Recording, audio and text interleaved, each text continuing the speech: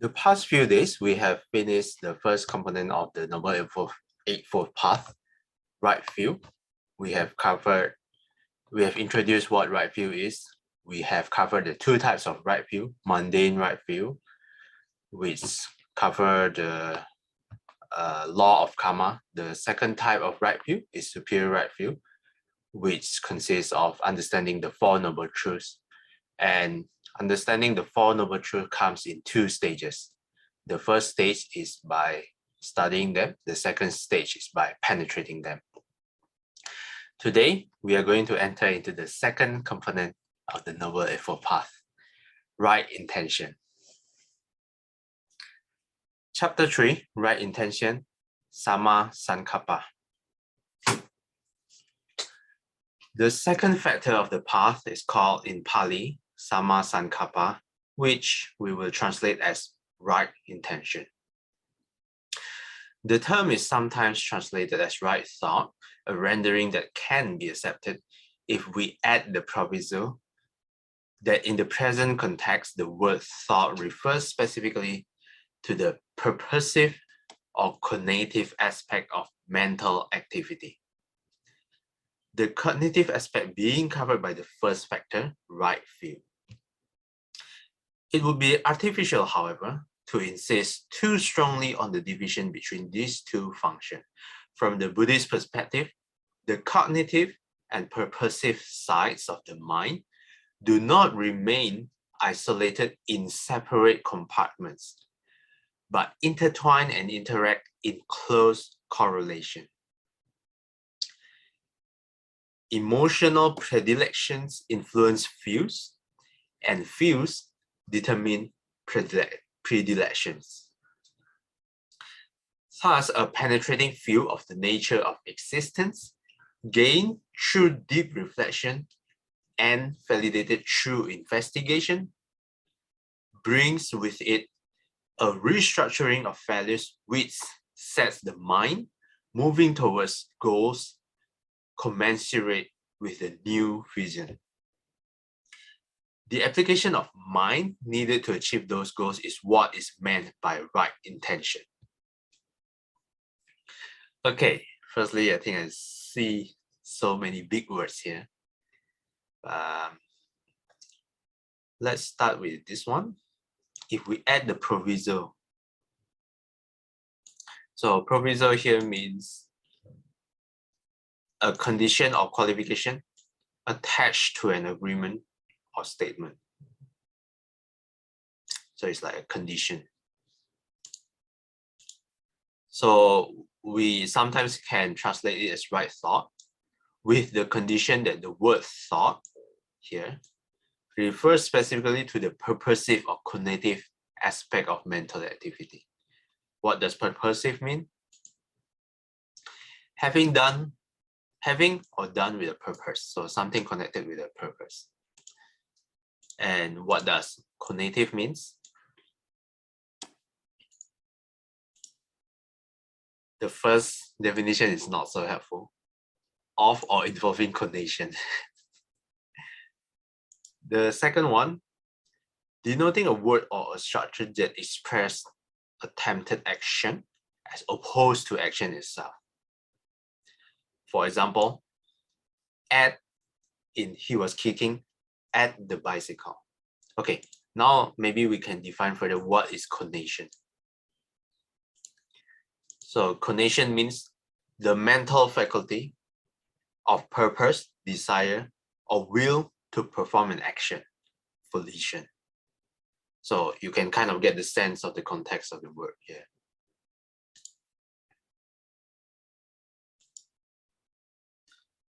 The cognitive aspect is covered by the first factor, right view.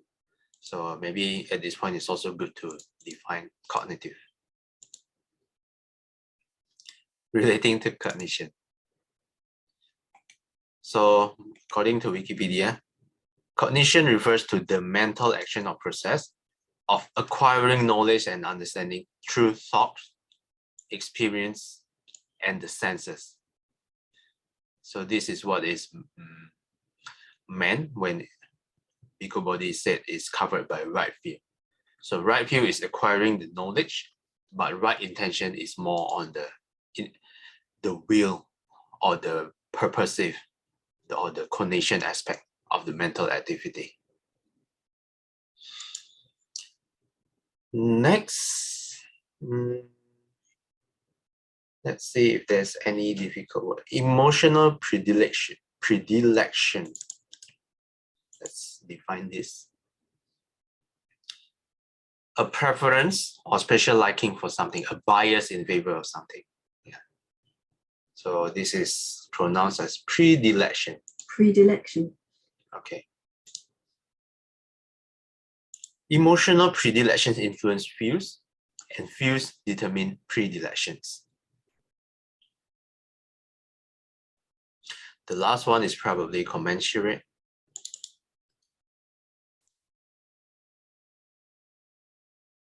Equivalent, equal, corresponding in size or degree, in proportion.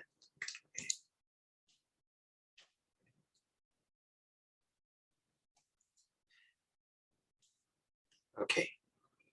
Thus, a penetrating view of the nature of existence gained through deep reflection and validated through investigation brings with it a restructuring of values which sets the mind moving towards goals commensurate with the new vision.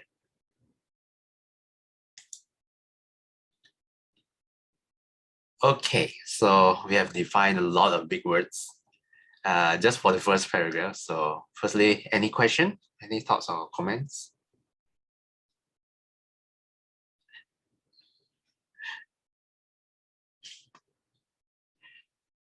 Okay, if not, then we can move on to read the next one. So, Zhang Jie, would you like to read? Okay, thanks, Marcel. The Buddha explains right intention as threefold: the intention of renunciation, the intention of goodwill, and the intention of harmlessness. The three are opposed to three parallel kinds of wrong intention: intention governed by desire, intention governed by ill will, and intention governed by harmfulness. Each kind of right intention counters the corresponding kind of wrong intention. The intention of renunciation counters the intention of desire, and intention of goodwill counters the intention of ill will, and the intention of harmlessness counters the intention of harmfulness. Thanks, Zhang Jie. Thank you. Okay, the second paragraph is more like defining the division, the threefold division of intention of renunciation, the intention of goodwill, and the intention of harmlessness. And the opposing intentions, the parallel kinds of wrong intention, intention governed by desire, it counters the renunciation, so desire opposite of renunciation. Secondly, intention governed by ill will, it counters the intention of goodwill, ill will, goodwill. And the last one is harmfulness, which counters harmlessness. Yes, so this seems pretty straightforward, the second paragraph. So, Zhang Jie, would you like to nominate the next person to read? Oh, Sister Saikian, please. Thank you. The Buddha discovered this twofold division of thought in the period prior to his enlightenment, see Majjhima Nikaya 19. While he was striving for deliverance, meditating in the forest, he found that his thoughts could be distributed into two different classes. In one, he put thoughts of desire, ill will, and harmfulness. In the other, thoughts of renunciation, goodwill, and harmlessness. Whenever he noticed thoughts of the first kind arise in him, he understood that those thoughts lead to harm for oneself and others, obstruct wisdom, and lead away from Nibbana. thoughts from his mind and brought them to an end. But whenever thoughts of the second kind arose, he understood those thoughts to be beneficial, conducive to the growth of wisdom, aids to the attainment of nibbana. Thus, he strengthened those thoughts and brought them to completion. Thanks again. Okay, any question or comment on this one? The second and the third paragraph.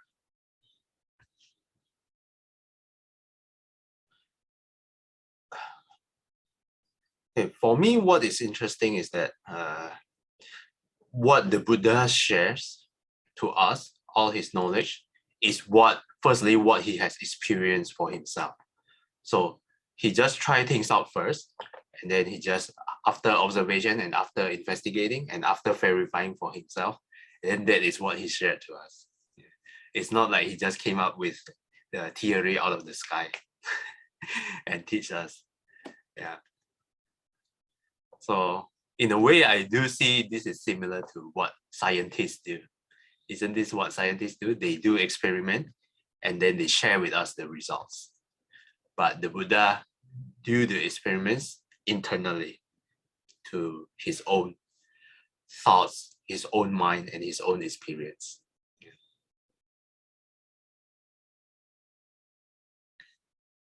So any comment, question from any of you? Okay, Jody.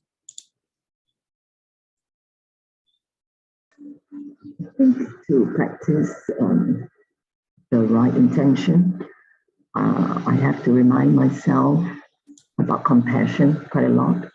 Because if I don't carry a compassionate heart, it's kind of difficult to have this virtuous mind to be maintained in my daily life. Very easily, I will feel somebody is like hurting me. I want to defend myself.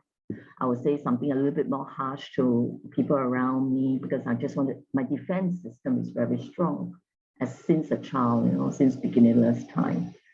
So right intention is so difficult because if we don't practice our compassion and bring it up all the time, it's a very difficult thing to do. Although it sounds very easy, it sounds right, so righteous, to be harmless, to ensure we don't have ill will to other people. But actually sometimes because of our self-centeredness, it's so easy that that's our first thing to do. We may say something louder when we hear something we don't like, when we get something we like to eat and somebody try and take a little bit away from it. It's even I go to a monastery, we want to get a better seat, for example, and things like that. It kind of arises very easily. So the thought, right, this kind of right thought, it's so hard when I don't remind myself the compassion or loving kindness that I have in me. Every time I bring that up more, I can do a bit of more loving kindness here. Then I could let down this very strong self-defense system. So, to practice this to me is very much related to the topic on compassion. Yeah, for me to actually execute this part. Yeah, so that then I can have more right view. When I have a right thought, right view, like what Venerable Bukit Budi said, it is very interconnected, right? It could be right view arise first, influenced by right thought. Sometimes it could be like the right thought influenced the right view. So in that sense, it really work hand in hand. Yeah. So I think that's where this is important to remind myself. Thank you. Okay, thanks for sharing, Jody. But do you think compassion is covered in right intention, or like you think it should be covered?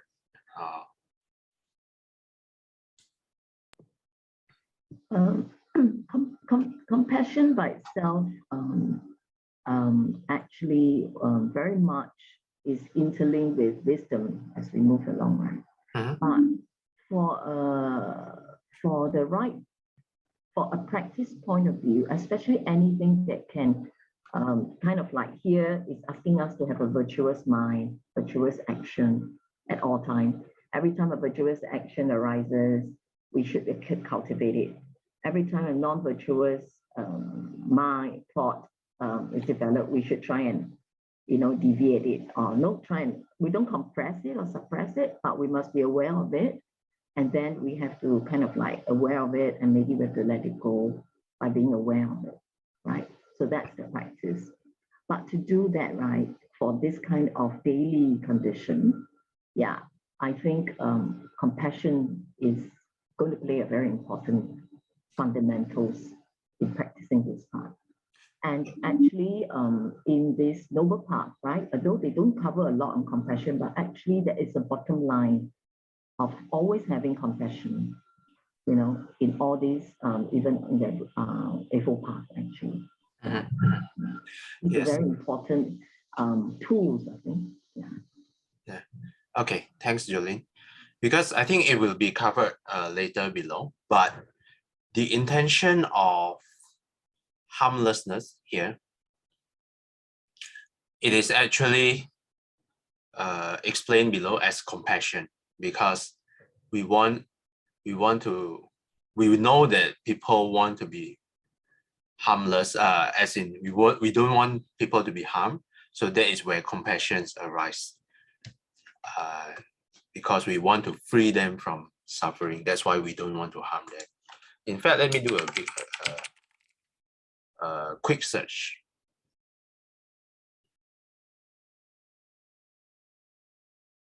Yes, this part.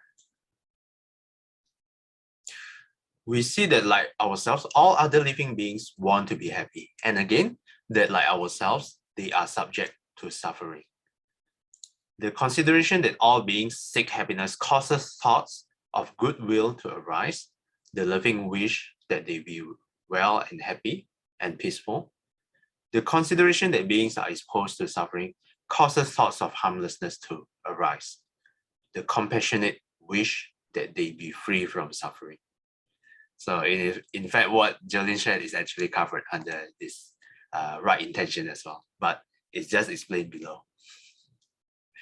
Yeah, it's just 2 paragraphs below actually. Yeah. Okay, we have 3 minutes left. Maybe we can read one more paragraph.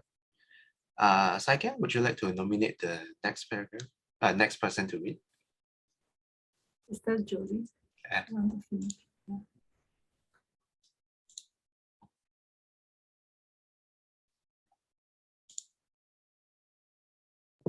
That me? Sorry. Yes. Oh, sorry. Sorry about that. Okay, Sister Saikian and Sister Michelle. Right. Intention claims the second place in the path. Is this the one I'm supposed to read? Right intention claims the second place in the path, goes between the right view and the thread of moral factors that begins with right speech. Because the mind's intention function forms the very crucial link connecting our connective perspective with our modes of very active engagement in the world. On the one side, action always points back to the thoughts from which it springs up. Thought is the forerunner of action. It will direct our body, our speech, stirring our body and speech into some kind of activity, using them as instruments for expressing our goals and aims and ideals. These aims and ideals, our intentions, in turn then point back a further step down to the prevailing views. When the wrong views prevail, the outcome is wrong intention, then it gives rise to unwholesome actions. Thus, one who denies the moral efficacy of action and measures achievements in terms of gain and status will aspire to nothing but gain and status, using whatever means he can to achieve or acquire them. When such pursuits become widespread, the result is actually suffering. The tremendous suffering of individuals, social groups, and nations out to gain wealth, or position, and power without regard for consequences. The cause for the endless competition, or conflict, injustice, and oppressions does not lie outside the mind. These are all just manifestations of intentions, outcroppings of thoughts driven by our greed, our hatred, and our delusion. Thanks, Jay. So I don't know about you, but this paragraph feels relatable to me. Firstly, this line, feel like before I encounter Buddhism, this is like the path that I'm leading to, gaining, making lots of money and then try to gain fame and status, using whatever means I can to acquire them. And the next line is even more harrowing, is that not only I'm the one doing it, but many other people. If you see in the news, you will see a lot of people are doing the same thing just because of such pursuits. Countries having war with each other, the one in Afghanistan, Iraq, Israel. Yeah. So everything can be traced back to greed, hatred, and delusion. So for me, this paragraph is really relatable. Okay, any comments, questions? Let me quickly check the next paragraph. Okay, I think we can, if there's no further comment, I think we can stop here and continue tomorrow. Okay, so let's do a dedication. Please recite together with me. 愿消三障诸烦恼，愿得智慧真明了。普愿罪障悉消除，此是常行菩萨道。阿弥陀佛。Okay, so thanks everyone for participating again today. I'll see you again next time.